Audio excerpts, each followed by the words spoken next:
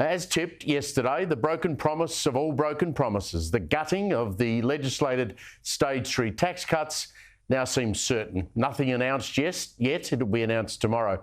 But Labor's caucus members are meeting as we go to air tonight, and it looks like that Australians earning more than $150,000 a year will lose much of the tax cuts they thought was coming to them.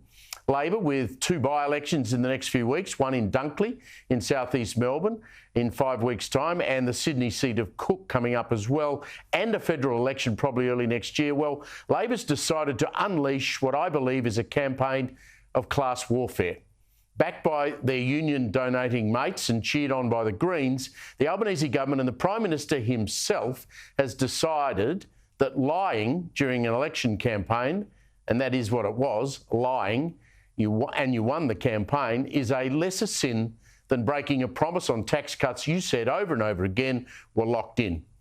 Now, union boss Sally McManus has laid the groundwork today by using the term ordinary Australians a number of times in her speculation about the cuts at the top end.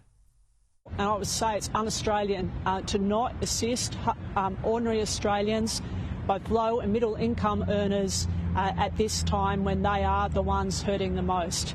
So the Prime Minister taking this decisive action to address cost of living, to help ordinary Australians with the cost of living is exactly what we need. See what I mean? The term ordinary Australians. And now, who exactly does McManus believe that term describes? Does a salary of $150,000 or $180,000 or $190,000 a year classify you as rich, wealthy and not an ordinary Australian? This is dangerous rhetoric from Labor and from the union movement.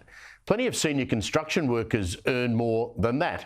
Workers on state government infrastructure projects manned by union workers who've negotiated massive salaries earn much more than that. But this is not the point.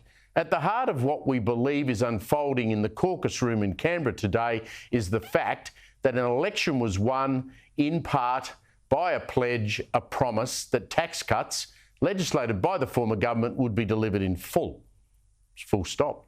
Not amended, not altered, not fiddled with, but in full. Anthony Albanese said it dozens of times. Jim Chalmers echoed those promises. How can you trust anyone and what they say going forward if you choose political expediency over a promise, a solid promise?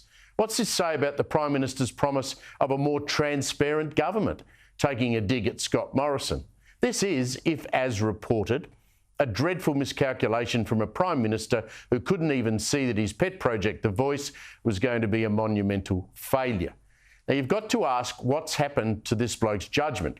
Or has he been captured by the pollsters in his office, again echoing The Voice? Now, in my view, Julia Gillard never recovered from her famous no carbon tax under a government I lead lie, and we might be seeing here a broken promise delivering a one-term Prime Minister. What we now need to do is watch carefully how the Labor advisors get the leading characters to spin all of this. Watch out for references to cost of living, battling middle class, a fairer package. You'll hear it all.